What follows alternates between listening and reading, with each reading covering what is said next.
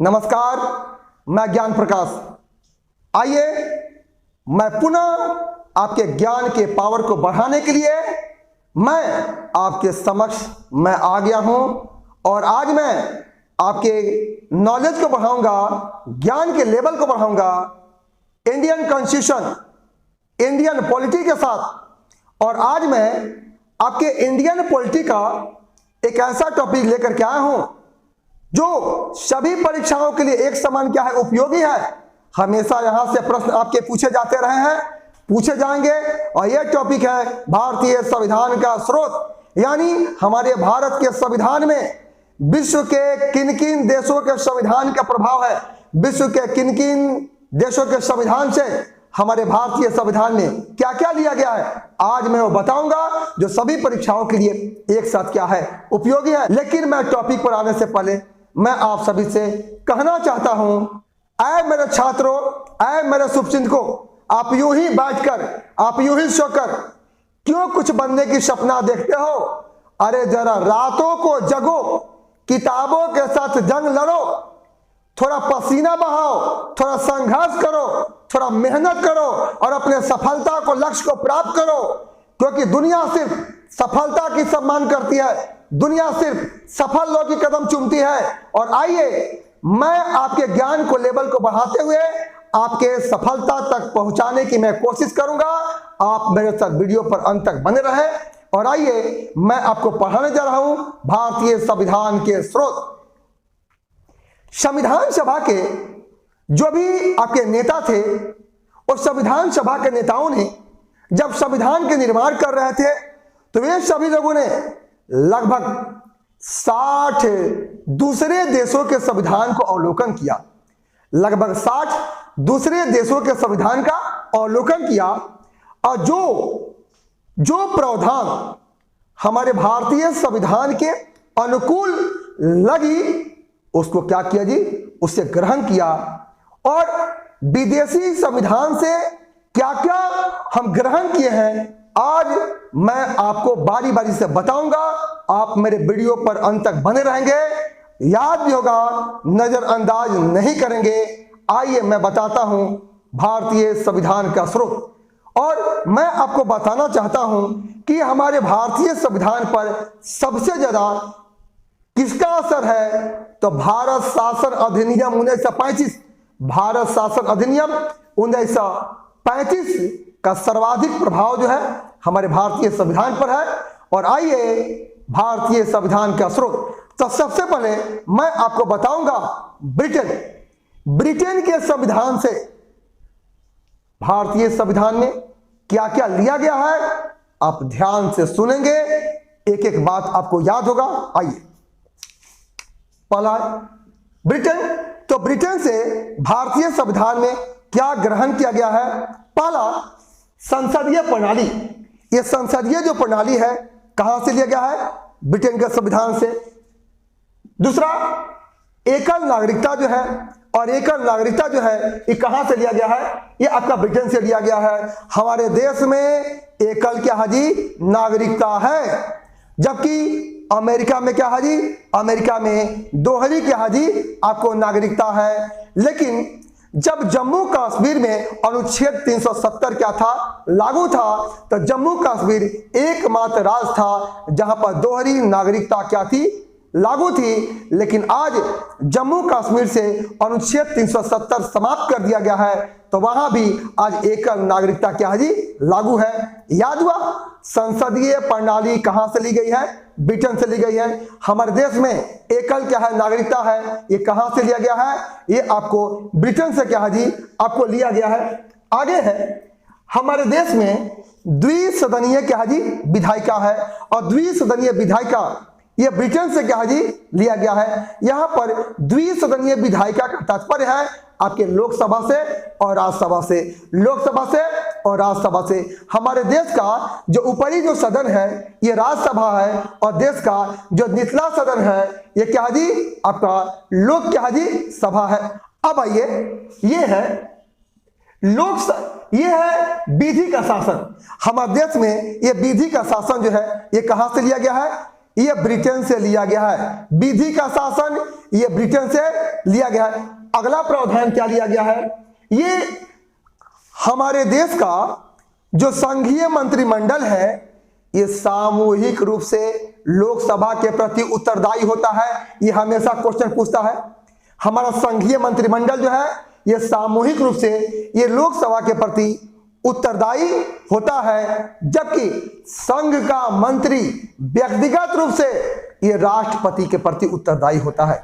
याद हुआ, संघीय मंत्रिमंडल सामूहिक रूप से लोकसभा के प्रति उत्तरदायी होता है, लेकिन संघ का मंत्री इंडिविजुअल रूप से व्यक्तिगत रूप से यह राष्ट्रपति के प्रति उत्तरदायी होता है।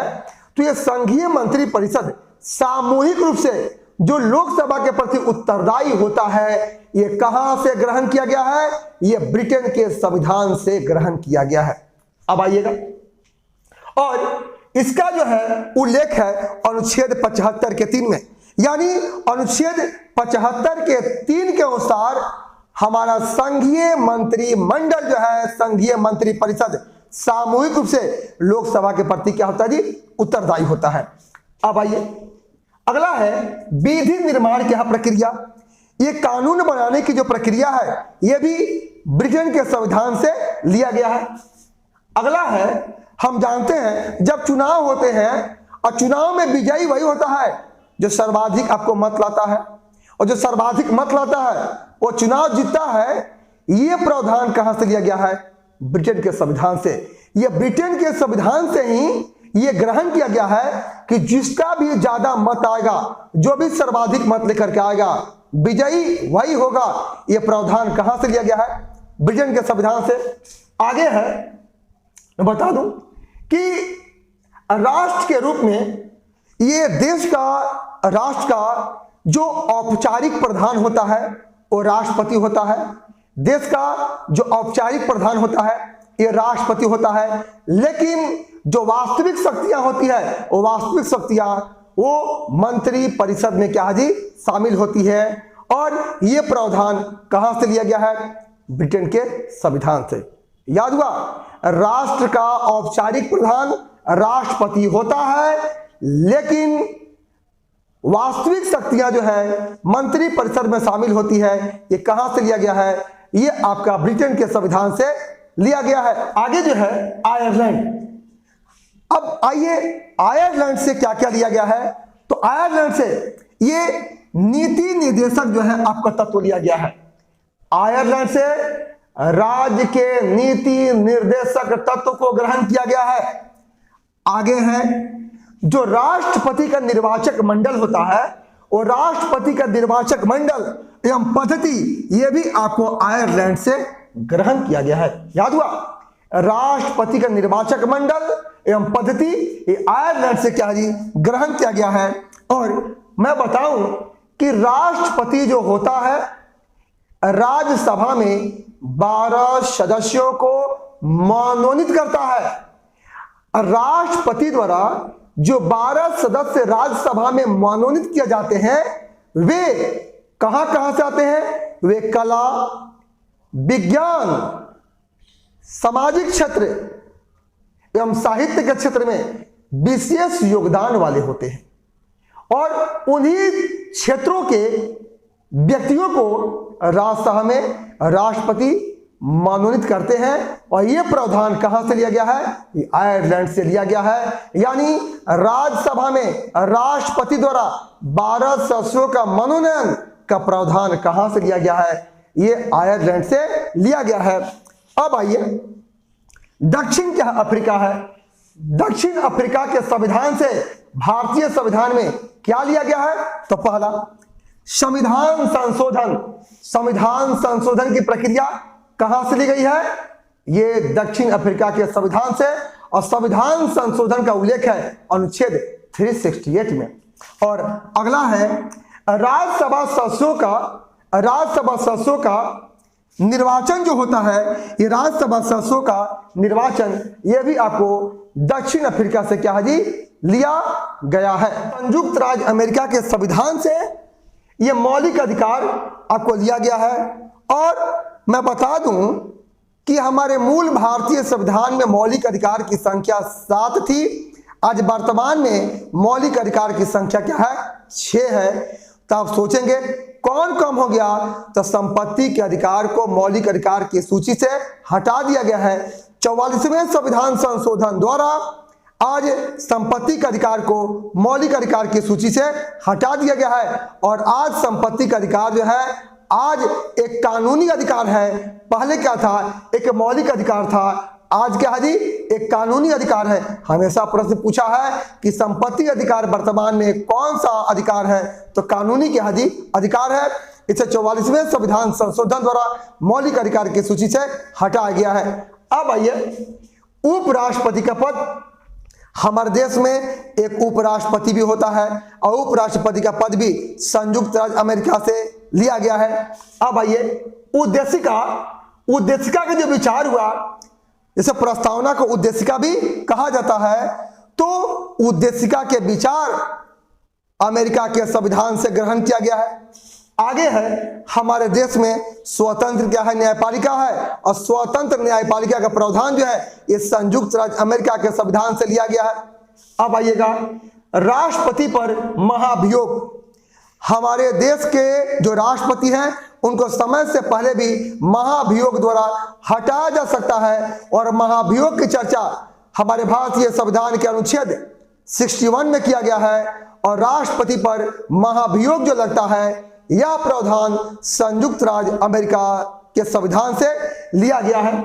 आगे है, न्यायिक क्या है? यह पुनर्विलोकन है। ये न्यायिक पुनर्विलोकन का जो सिद्धांत है ये संयुक्त राज्य अमेरिका से लिया गया है। ये न्यायिक पुनर्विलोकन क्या होता है? यानी न्यायपालिका अपने दिए गए डिसीजन, अपने जजमेंट को दोबारा अवलोकन कर सकती है। इसी को कहते हैं न्यायिक पुनर्विलोकन। ये कहां से लिया गया है? संयुक्त अमेरिका के संविधान से लिया गया है। आगे ये एक है लोक जनहित याचिका। लोक जनहित याचिका भी ये संयुक्त राज्य अमेरिका के संविधान से क्या है जी? लिया गया है। आगे है वित्तीय आपात, और वित्तीय आपात भी संयुक्त राज्य अमेरिका के संविधान से दिया गया है और वित्तीय आपात का उल्लेख अनुच्छेद क्या है जी? 360 में है। इसके बाद है आपको सुप्रीम कोर्ट एवं हाई कोर्ट। सुप्रीम कोर्ट एवं हाई कोर्ट के न्यायाधीशों को पद से जो हटाने का प्रावधान है यह भी आपको संयुक्त राज्य अमेरिका के संविधान से लिया गया है। इसके बाद आइए आगे है, कुछ ऐसे भी संविधान में प्रावधान होते हैं जब संविधान में संशोधन किया जाता है तो संशोधन से पहले राज्य की विधायिकाओं से उसका अनुमोदन क्या है जी? आवश्यक होता है। तो ये जो प्रावधान है ये भी आपके संयुक्त राज्य अमेरिका के संविधान से लिया गया है। यहां पर मैं राइटिंग कर दिया हूं कि संविधान संशोधन में राज्य विधायिकाओं द्वारा अनुमोदन का प्रावधान ये कहां से लिया गया है? ये संयुक्त राज्य अमेरिका के संविधान से लिया गया है। अब आइए ऑस्ट्रेलिया। ये ऑस्ट्रेलिया के संविधान से भारतीय संविधान में क्या क्या ग्रहण किया गया है? तो पहला समवर्ती सूची। समवर्ती सूची कहां से ग्रहण किया गया है? ऑस्ट्रेलिया से ग्रहण किया गया है। इसके बाद है हमारे संविधान में प्रस्तावना, और प्रस्तावना की भाषा जो है यह भी ऑस्ट्रेलिया के संविधान से ग्रहण किया गया है। आगे है शक्तियों का विभाजन। केंद्र के पास कौन सी शक्ति रहेगी, राज्य के पास कौन सी शक्ति रहेगी, यानी शक्तियों का विभाजन जो है ये ऑस्ट्रेलिया के संविधान से क्या जी? ग्रहण किया गया है। अब आइए केंद्र और राज्य क्या जी? संबंध है। केंद्र और राज्य के बीच आपका रिलेशन जो होता है, जो संबंध होता है, यह भी आपके ऑस्ट्रेलिया के संविधान से क्या जी? ग्रहण किया गया है। इसके बाद संसद का संयुक्त अधिवेशन। ये संसद का संयुक्त अधिवेशन का प्रावधान जो है ये ऑस्ट्रेलिया के संविधान से लिया गया है और इसका उल्लेख अनुच्छेद 108 में है। जब किसी विधेयक पर किसी एक सदन में गतिरोध उत्पन्न हो जाता है तो गतिरोध को दूर करने के लिए संसद का संयुक्त अधिवेशन अनुच्छेद 108 के तहत बुलाया जाता है और संसद का संयुक्त अधिवेशन राष्ट्रपति बुलाते हैं, लेकिन संसद के संयुक्त अधिवेशन की अध्यक्षता लोकसभा अध्यक्ष करता है। याद हुआ, संसद के संयुक्त अधिवेशन का प्रावधान ऑस्ट्रेलिया के संविधान से लिया गया है। इसका उल्लेख अनुच्छेद क्या है? 108 में है। और यह संसद का संयुक्त अधिवेशन कब बुलाया जाता है? जब किसी विधेयक को पारित करना होता है और किसी एक सदन से पारित हो गया हो और दूसरे सदन में गतिरोध उत्पन्न हो गया हो, तो राष्ट्रपति उस गतिरोध को दूर करने के लिए संसद का संयुक्त अधिवेशन बुलाते हैं, लेकिन उसकी अध्यक्षता कौन करता है? लोकसभा अध्यक्ष करता है। अब आइए आगे है कनाडा। ये कनाडा के संविधान से क्या क्या दिया गया है? तो कनाडा के संविधान से संघीय शासन प्रणाली, संघीय शासन प्रणाली यानी संघात्मक शासन व्यवस्था कनाडा के संविधान से लिया गया है। आगे है, आपको पता होगा केंद्र और राज्य है। केंद्र में अलग सरकारें होती है, राज्य में अलग सरकारें होती है। और आपको पता होगा सबसे शक्तिशाली कौन है? केंद्र है कि राज्य है? तो सबसे शक्तिशाली क्या है? केंद्र है। केंद्र के पास सर्वाधिक शक्ति होती है। तो ये जो मजबूत केंद्र है, ये प्रावधान कहां से लिया गया है? ये कनाडा से लिया गया है, सशक्त केंद्र। इसके बाद जो है एक अवशिष्ट क्या है? ये शक्तियां होती है। ये अवशिष्ट शक्तियों का सिद्धांत जो है ये कनाडा से लिया गया है। मैं बता दूं, आपके संविधान की जो 7वीं अनुसूची है और संविधान की 7वीं अनुसूची में केंद्र और राज्य के बीच आपका शक्तियों का विभाजन किया गया है 3 सूची के माध्यम से, संघ सूची, राज्य सूची और समवर्ती सूची। तो जो विषय ये तीनों सूची में शामिल नहीं होती है उसे कहते हैं अवशिष्ट आपको शक्तियां। और अवशिष्ट शक्तियों पर कानून बनाने का अधिकार ये संसद को होता है। और अवशिष्ट शक्तियों का सिद्धांत कहां से लिया गया है? ये कनाडा से लिया गया है। अब आइए राज्यपाल की नियुक्ति, और राज्यपाल की नियुक्ति का प्रावधान ये आपको कनाडा से लिया गया है। प्रत्येक राज्य में एक राज्यपाल होता है और राज्यपाल की नियुक्ति आपके केंद्र के सिफारिश पर राष्ट्रपति द्वारा किया जाता है। यह प्रावधान कनाडा से लिया गया है। यह है जापान। जापान के संविधान से क्या लिया गया है? तो जापान के संविधान से विधि द्वारा स्थापित क्या है प्रक्रिया। ये विधि द्वारा स्थापित प्रक्रिया जो है ये आपके जापान के संविधान से ग्रहण किया गया है। आगे है ये सोवियत क्या संघ है यानी रूस। सोवियत संघ यानी रूस से भारतीय संविधान में क्या लिया गया है? तो आपको मौलिक क्या है? कर्तव्य है। फंडामेंटल क्या है जी? ड्यूटी है। यानी ये मूल भारतीय संविधान में मौलिक कर्तव्य नहीं था। इस मौलिक कर्तव्य को 42वें संविधान संशोधन द्वारा स्वर्ण सिंह समिति के अनुशंसा पर मूल कर्तव्य को संविधान में जोड़ा गया है। जब मूल कर्तव्य को संविधान में जोड़ा गया उस समय मूल कर्तव्य की संख्या 10 थी, लेकिन आज वर्तमान में मूल कर्तव्य की संख्या क्या है जी? 11 है। और यह मूल कर्तव्य यह रूस से लिया गया है। अब आइए, ये रूस के संविधान से बहुत ही महत्वपूर्ण चीज एक भारतीय संविधान में ग्रहण किया गया है। वो क्या है? हमारे संविधान की प्रस्तावना में 3 आपका न्यायिक आदर्श है। 3 न्यायिक आदर्श है। वो 3 न्यायिक आदर्श कौन है? 3 प्रकार के न्याय की बात की गई है। पहला सामाजिक न्याय, दूसरा आर्थिक न्याय और तीसरा राजनीतिक न्याय। यह तीनों न्याय जो है आपके रूस के संविधान यानी 1917 में रूस की क्रांति से ग्रहण किया गया है। ऐसे पूछ सकता है किस क्रांति से यह प्रभावित है तीनों न्याय? तो 1917 के रूस की क्रांति से ये तीनों आपके न्याय हमारे भारतीय संविधान में ग्रहण किया गया है। और कौन कौन है? वो है सामाजिक न्याय, आर्थिक न्याय और राजनीतिक न्याय। ये तीनों न्याय जो है हमारे भारतीय संविधान की प्रस्तावना में ये रूस के संविधान से लिया गया है। अब आइए फ्रांस के संविधान से क्या लिया गया है? तो फ्रांस के संविधान से गणतंत्रात्मक क्या जी? शासन प्रणाली लिया गया है। गणतंत्रात्मक शासन प्रणाली यह फ्रांस के संविधान से लिया गया है। और यह फ्रांस के संविधान से जो है हमारे भारतीय संविधान में 3 प्रकार के सिद्धांत आपके ग्रहण किए गए हैं। वो कौन कौन है? स्वतंत्रता है, समानता है और बंधुत्व। स्वतंत्रता, समानता और बंधुत्व ये तीनों सिद्धांत ये फ्रांस से लिए गए हैं। और अगला है जर्मनी, और जर्मनी के संविधान से ये आपातकाल जो है आपको लिया गया है। और ये आगे है भारतीय शासन अधिनियम 1935। भारतीय शासन अधिनियम 1935 से लगभग 250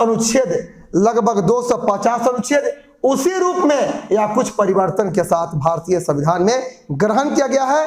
यानी हमारे भारतीय संविधान पर 1935 के भारत शासन अधिनियम का सर्वाधिक प्रावधान है। तो ये रहा भारतीय संविधान के विदेशी स्रोत।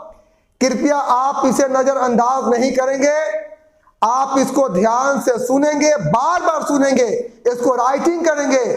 आपका कोई भी परीक्षा हो, कभी भी इससे प्रश्न पूछे जाते रहे हैं और हमेशा पूछे जाते रहेंगे। और मैं चलने से पहले आप सभी को एक बार पुनः कहना चाहूंगा, अगर आप मेरे चैनल को सब्सक्राइब नहीं किए हैं तो आप इसे सब्सक्राइब करके बेल आइकॉन के प्रेस को जरूर दबा दीजिएगा, ताकि जो भी वीडियो अपलोड हो, चाहे जो भी वीडियो अपलोड हुआ हो, आपको तुरंत प्राप्त हो जाए। और मैं पुनः इसी अंदाज में जोश के साथ एक नए इंपॉर्टेंट टॉपिक के साथ पुनः मिलूंगा। आप सभी को बहुत बहुत धन्यवाद।